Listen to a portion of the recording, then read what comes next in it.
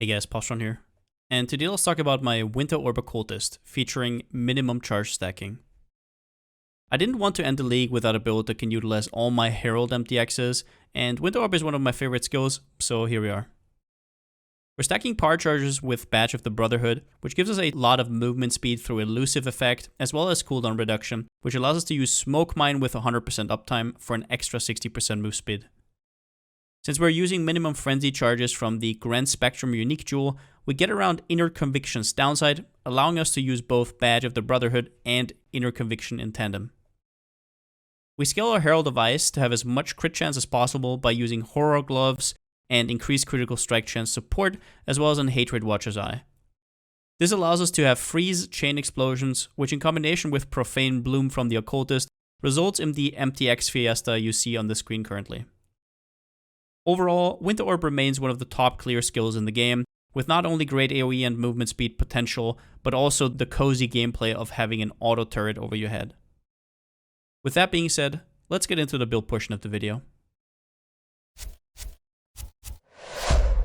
Alright, so first up, I've been playing this build over the last week over on twitch.tv/Palsteron, and one thing I just have to mention is that I've played this build a lot. So as you can see here, over 3 days, 3 days, 11 hours for this build, and that is just because Winter Orb is one of the most fun skills in my opinion in the game. It's kind of in the same class as Blade Vortex or like a Tornado Shot with Mirage Archer. You don't have to click much, your wrists really like you while you're playing it. Overall, just such a feel-good skill. There is a few downsides though, mainly the currency investment that you need for your build. This is definitely not a league starter, so if you're looking for something like that, click away immediately or just watch it for educational content. Also, it's not the greatest bosser. Now, we'll say you can boss. I currently have a rarity set up, so I'm scaling for a mapper. I want to get good loot goblins. Overall, you can make it work. For example, if you replace my rings with power charge rings and a helmet with a power charge helmet, you can almost double the damage that you saw in the intro. But bossing, in my opinion, on this build doesn't make much sense because the one true purpose of this build is having an auto turret over your head that shoots everywhere. So you kind of want to leverage that moving while dealing damage, which is the best in stuff like Alcan Go or fast maps. That being said, it's also incredible at clearing legions simply because the way it auto targets. Everybody knows this feeling when you try to clear a legion and there's like one mob missing and you're like, where is it? Well, the auto targeting will basically get rid of that. Also, you have huge explosions. You have Profane Bloom plus Herald of Ice. But before that, let's actually talk about our main skill, which is Winter Orb. So as you can see up top, this skill has a ton of tags. It is a spell, channeling, AoE, duration, projectile. It basically has all of them, and that makes the skill incredibly easy to scale. Not only does this mean that you can use projectile damage, area damage, spell damage, elemental damage, all of the good stuff.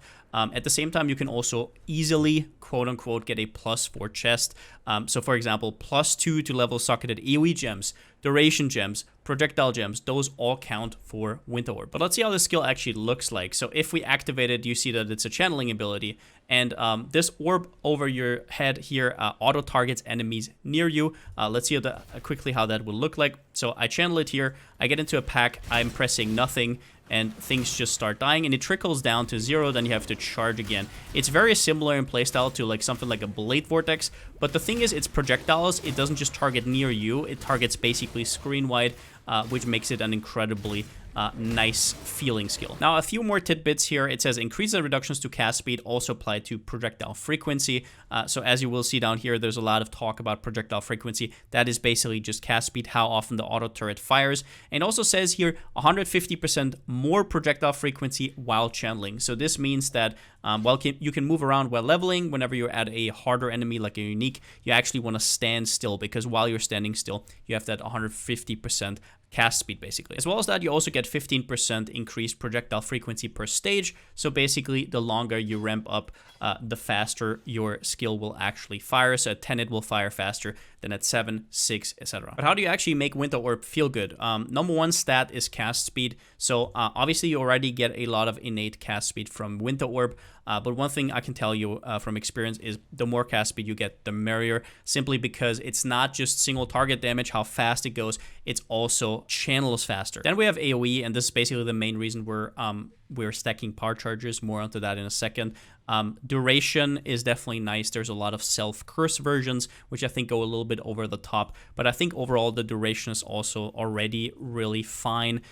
You don't really have any chance to get duration on the tree. They're a little bit out of the way, as you can see here. So usually I prefer skill and cast speed. And the most overlooked stat is probably projectile speed. So projectile speed doesn't really change your damage or really the AoE or how big it hits, right? But you have to think about how fast you are with a build like this. If your projectiles are slow, then stuff will die behind you, sort of like a dot build, right? Sometimes it's very annoying, you have to backtrack. But if your projectiles are fast, they will kill on screen and you can loot. So that's just a little bit of a quality of life.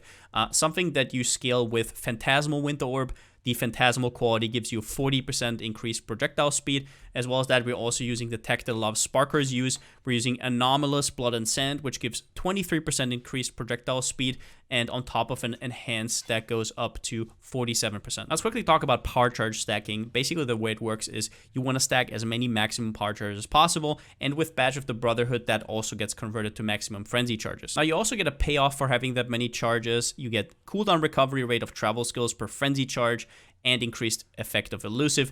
The cooldown recovery rate lets us use Smoke Mine, which was kind of nerfed in the past. This gives us 30% movement speed. On top of that, we also have the Helm Enchant for a total of 60% move speed, so that's why we're so fast. On top of that, increased effect of elusive on you per power charge, which gives us even more move speed and also chance to outright avoid hits. Now, the way this worked in the past is you can't really use Badge of the Brotherhood with the keystone here, Inner Conviction. Inner Conviction is incredibly strong, though, because it gives 3% more spell damage per power charge. It's basically like another support gem, like a 7th link. Now, in the past, you had to choose between these two because Inner Conviction also states gain power charges instead of frenzy charges, so that's kind of a bummer, right? But nowadays, you can use minimum charges with Grand Spectrum. So I made a whole video about this and how it works. I will link it down in the description, but really quickly, basically the way minimum charges work is they get around this downside here because you don't really gain them, you just have them, quote unquote.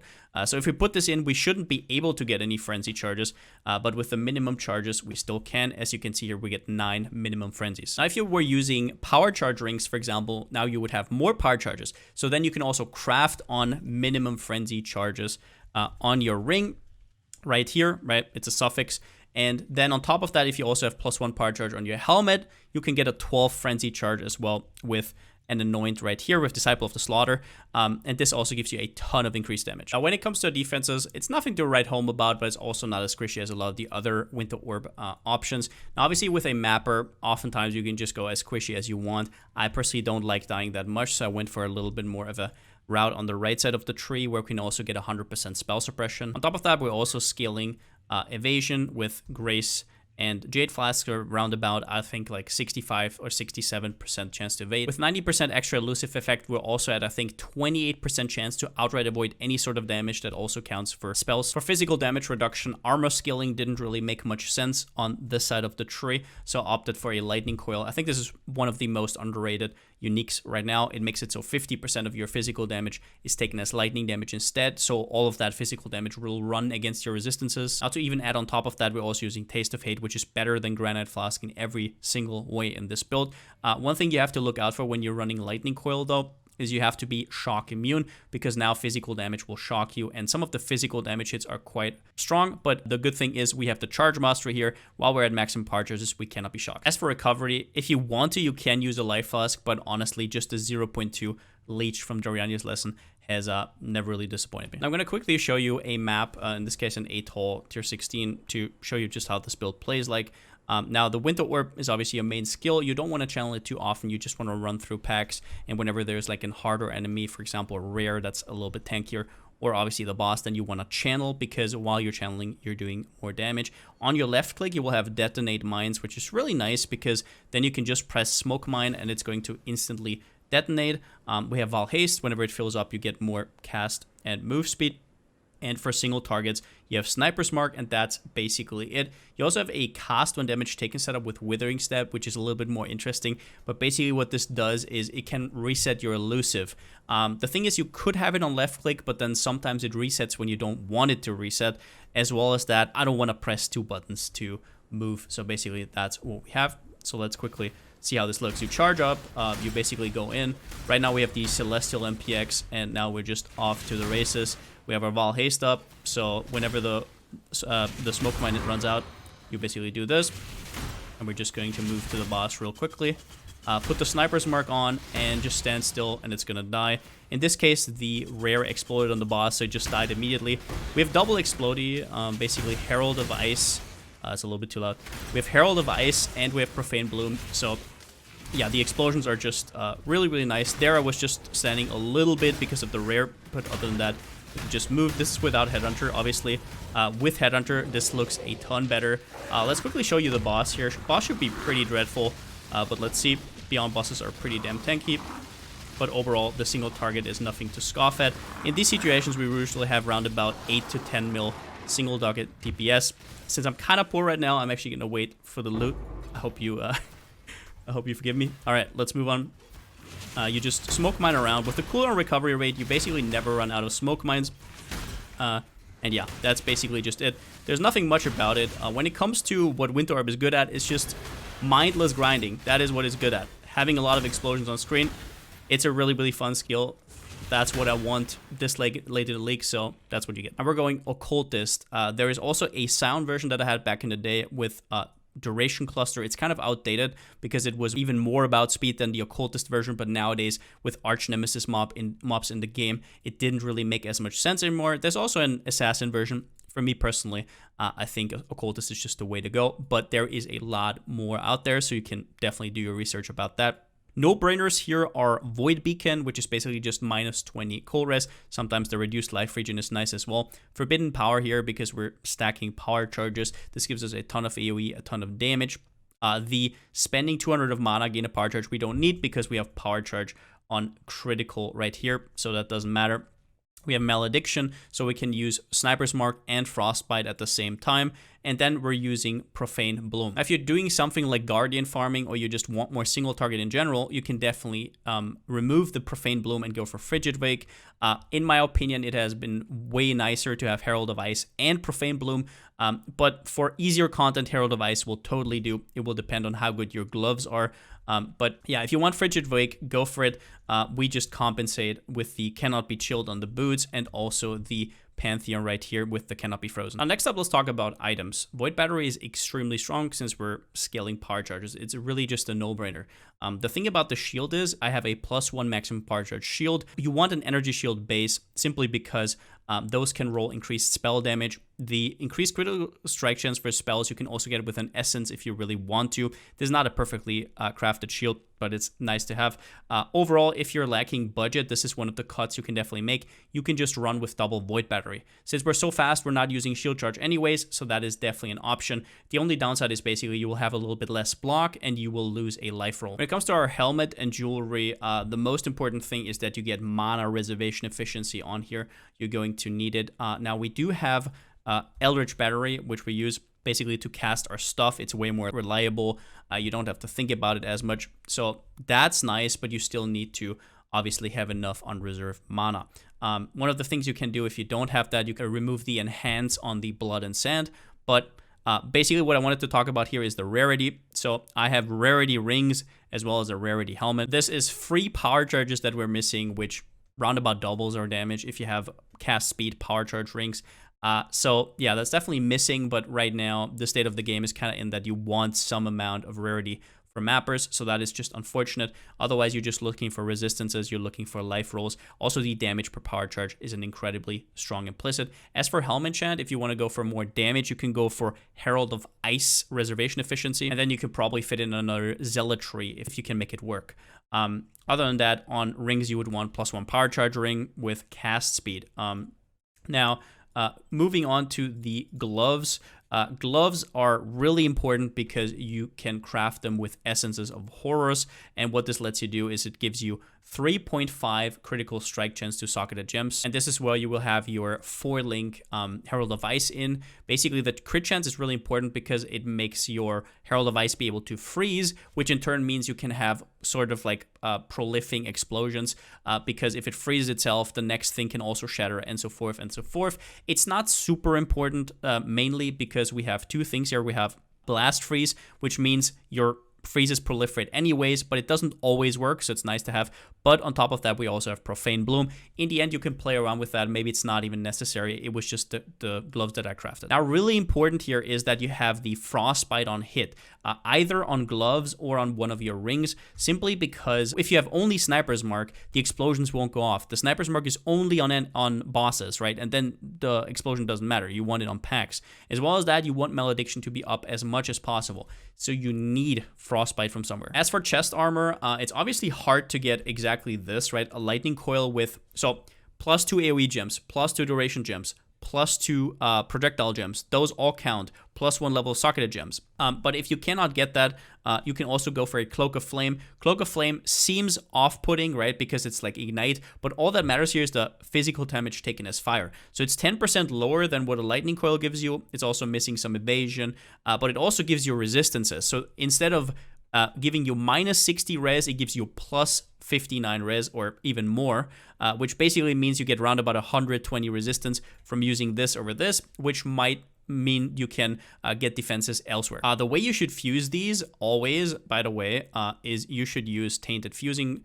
These are actually really, really good after the changes, as well as that if you're asking about coloring you should be doing with Tainted Chromatic Orb. Now, Badge of the Brotherhood I already covered in the intro. If you can get a +1 curse, you can probably get your whole build around, remove the Malediction, go Frigid Wake would be really strong, but also incredibly expensive. As for boots, I mean, it's all about movement speed, obviously. You want the good old Tailwind plus Elevated Onslaught plus Elusive. Now, the only thing that's important, you have to have it, is the Elusive, right? There's no going around that because you also get Elusive effect. All the other stuff is more depending on your budget. You also want to get the movement speed. If you can get Cannot Be Chilled, that's nice. But if you can't get it, you just get the reduced effect of chill on you, and you will also barely notice it. As for belt, the straight up best belt for this build is Headhunter. It gives you so much cast speed.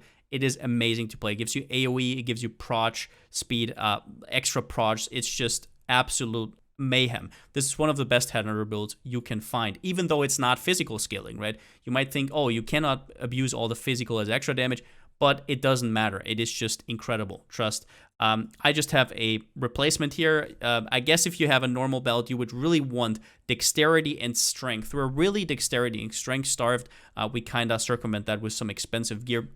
But if you're using this, the strength and dexterity on the Headhunter is actually incredibly important. So just get a belt like this. The best would probably be a Stygian Vice. As for flasks, we're using a Dying Sun here. It gives you extra projectiles and extra AoE. It's perfect for the build. The Taste of Hate complements the Lightning Coil or a Cloak of Flame, whatever is in your budget. Movement speed, obviously huge. Jade Flask complements the Grace. If you can get increased evasion rating on it, that is huge.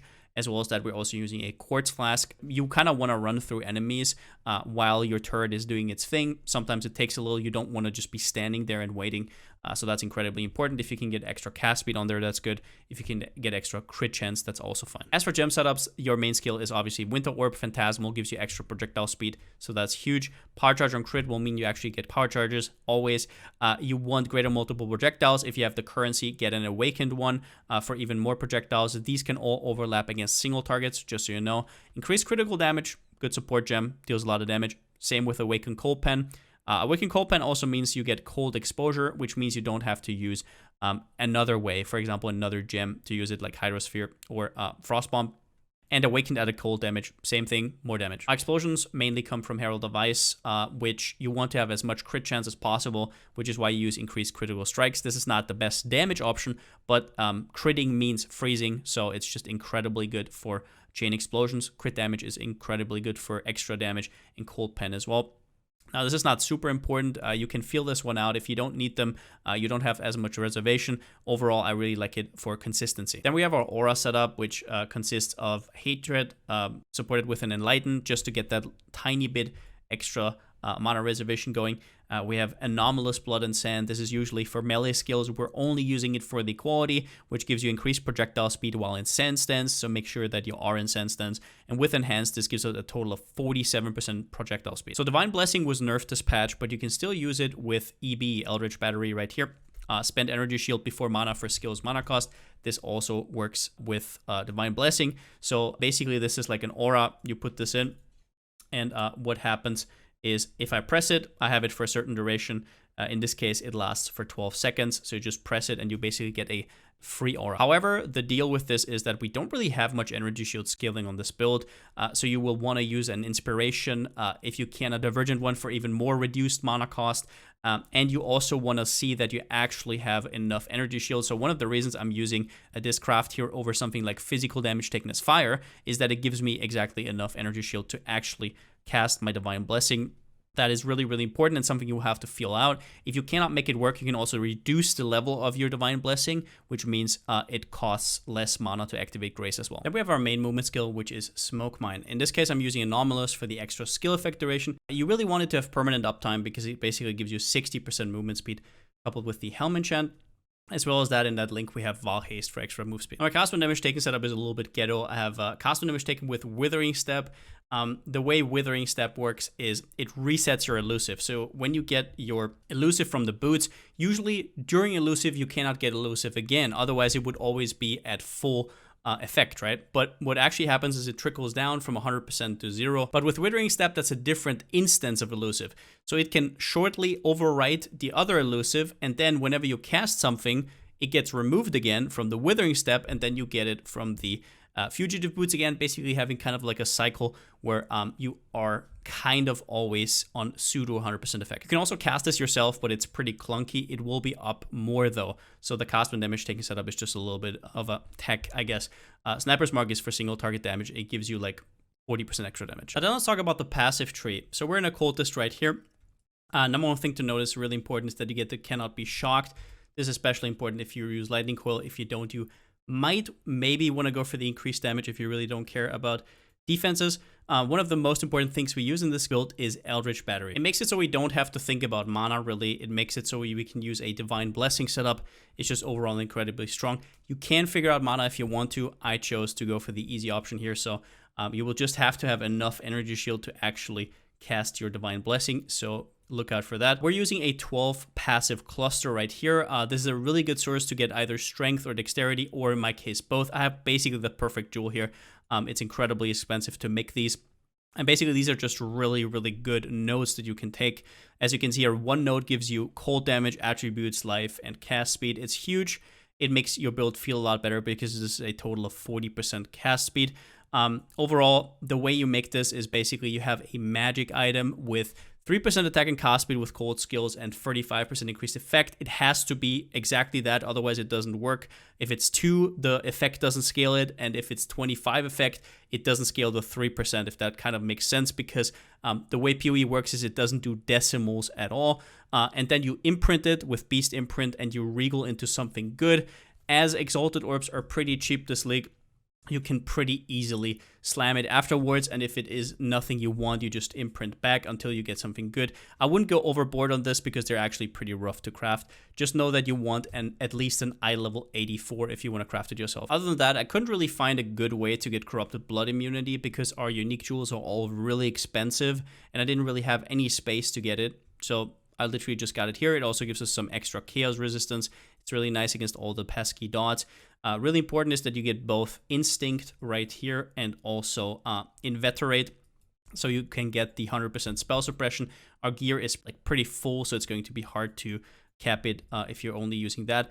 Ghost Dance isn't completely necessary, but there are situations where you get hit and your energy shield doesn't recharge, and then you cannot cast. But with Ghost Dance, it doesn't happen at all. So you can try it without it, but for me, it has been really nice because whenever you get hit, your energy shield just fills up to full. We obviously go for all the power charges right here, Infused, Instability, and you want to Anoint Overcharge. That's really important. Getting maximum frenzy charges doesn't do anything because Badge of the Brotherhood already does that for us. Our second cluster is quite important. Now, I have a GG one here, which we crafted for a lot of currency. What you want to know is you want to have an 8 passive. It has to be cold damage. And Blanketed Snow, which is why it's so expensive, is only for damage. It is not that important. The two really important ones you want to get is both Blast Freeze and Doriani's Lesson. Blast Freeze because it kind of helps you with chaining your freezes for your Herald of Ice, and Doriani's Lessons is your only chance to basically recover life through Leech.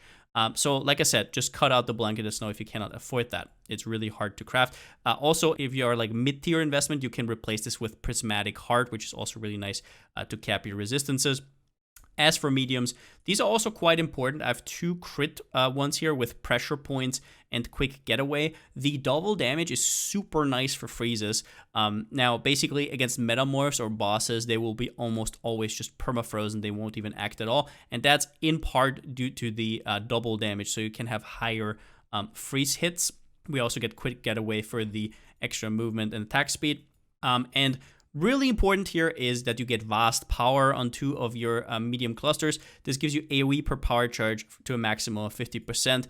So you want to have this twice. If you have more of these, it doesn't count because in total, all the vast powers cannot go over 50%. So you want exactly 2. And Towering Threat is just a nice second node for that. And then pretty nice is our Inner Conviction setup. So this notable comes from the Militant Faith, and you need the blah blah blah faithful by High Templar Dominus. Only that way you can actually get Inner Conviction. This gets a little bit more complicated here because it says increased area damage and all resist per 10 devotion. You don't have to have exactly that. There's other stats like, for example, elemental damage per devotion, channeling damage per devotion, increased aura effect. So those are all nice to have, maybe in reduced mana cost, whatever.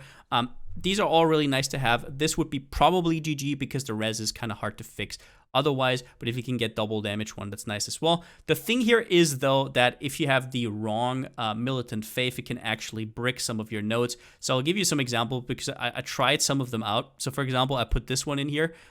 What happens is that some of these get bricked, right? So I have Smite the Wicked here. So some of these nodes overwrite the other nodes, and that is not good. We don't want to have this. These notables are all basically complete garbage for us. So play around in PoB before you buy them and then just search for that number.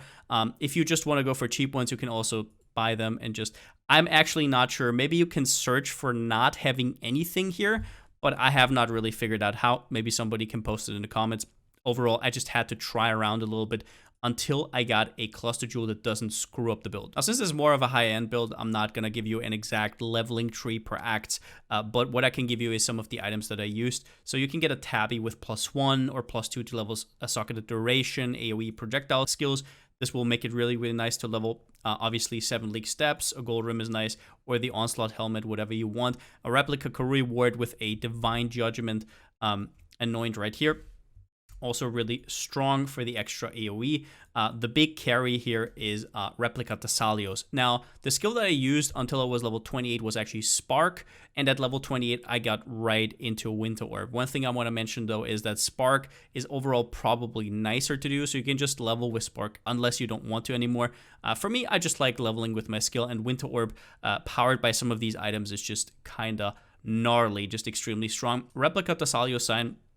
Also, another thing to mention is don't forget to actually put catalysts on them, the elemental ones, then they get even stronger. As for belt, a lot of people are using Replica Prism Weave, which is really, really strong for the extra flat damage. What I personally used was the String of Servitude. This is nice for both Spark and Winter Orb. It gives you extra duration. Now, I also got the life on top. You can play around with this. This is actually a level 1 belt. As you can see here, you can use this from level 1 on. Don't get baited by stuff like movement speed. It actually has a level requirement. You can only use it at like level 30 plus. I don't remember exactly. But the skill effect duration is just really, really nice for damage uptime. This basically means that you can cast Spark and stuff behind you is going to die more because it bounces around for longer, if that makes sense. So you just get free XP and you don't have to cast as much. All right, so let's quickly talk about some budget options. Overall, Winter Orb isn't really a budget-friendly build simply because it's kind of like a high-end mapper. But what I can say is that it can still be frustrating, even if you have a decent budget, to get these grand spectrums. And I'm obviously aware of the effect that a lot of people have. A lot of people are going to flip stuff. So how can you replace the Grand Spectrum? So there's a pretty neat combo here with Tollfall and Malachi's Loop that I want to explain here. This is nothing that I came up with. Somebody in my chat called Sakul actually pointed this out to me, and this is something that a lot of people on PoE Ninja are doing. But basically, let's explain how this works. First up, you cannot use Inner Conviction, so you will not want a Militant Faith at all. You're just going to stick with Badge of the Brotherhood. But the way you get Frenzy Charge is actually a lot nicer. Usually you would have to get a Frenzy Charge body armor, which can be incredibly expensive. At that point, we have that budget already in again. And you cannot use +2 levels on your chest, which you really want, which is one of the reasons you really want a unique chest, right? So we are using a different way. So what you will need is 3 of these here, Grand Spectrum Cobalt Jewels, and these are the minimum power charge ones. Now, right now, Grand Spectrums for Frenzy Charges are like 10 times as expensive. This might obviously change, but I'm just going to throw this one out still because it's pretty cool. So what Toolfall says is lose all power charges on reaching maximum power charges, which is a huge downside usually, right? But it also says gain a Frenzy Charge on reaching maximum power charges. So you get 3 of these, and you have a total of 9 minimum Frenzy Charges, plus the one from the passive tree, Disciple of the Forbidden. What you need for this combo is now 11 maximum power charges. So what happens is with Toolfall, whenever you reach maximum, you go back to 0, but you cannot really go back to 0 because you have a minimum. And if that minimum is just 1 under your maximum, then basically what this means is that whenever you gain a power charge, you also gain a Frenzy Charge. Because it says here, gain a Frenzy Charge on reaching maximum power charge. So what's going to happen is, you're starting on 10, you gain 1 maximum power charge. You go back to 10 because it tells you that you lose all your power charges. So you get a Frenzy Charge, and that happens every single time you hit. So you get basically 3 Frenzy Charges. What this wand also has is a ton of flat damage per power charge. It has good cast speed and a ton of cold damage as well. And the cold damage is actually a lot better than Void Battery because it also scales your Herald of Ice. The thing about Malachi's Loop is basically just it's a very nice budget shield in a Toolfall build because there is no real downside to losing all your power charges on reaching maximum because you already have that on the Toolfall anyways. And Malachi's Loop gives you +2 maximum power charges, making it way easier to reach that 11 right here. And it's overall so much spell damage. So in general, this is just an incredibly potent combo on a budget. Now, disregard this completely in case these go up. I feel like nobody has really pointed this out. I don't know though. Maybe this is already a build that is out there. Yeah, so if minimum power charge Grand Spectrums are cheap, this is a good way to get around this. But yeah, overall, this build is incredibly fun. Definitely something I would recommend to everybody who has never played really a build that scales their Herald of Ice. Herald of Ice with all its different cosmetics is just wonderful. You saw some of them in the intro, I'm sure. Automaton, Celestial, whatever it is, Gloom can also be really nice. In general, it's just a treat to play. It's really nice. It's obviously a lot more expensive. I would never league start, and I would never tell anybody to league start Winter Orb. Overall, if you choose to play this, I hope you have a lot of fun while mapping, and see ya. But that's it for the video. If you liked it, give it a thumbs up, and if you haven't already, subscribe. As always, a huge shout out to my Twitch subscribers and my Patreons. I couldn't do videos like this without you. Thank you so much for the support, and yeah, what an absolute treat to play as always. One of my favorite skills of all time. As you can see here, we've been blasting a lot of legions here. I've been blasting quite a bit of Beyond. Maybe there's an upcoming video about that. Who knows? We'll see. Overall, really nice. What a treat to play. And since I still don't have a slogan, see you next time.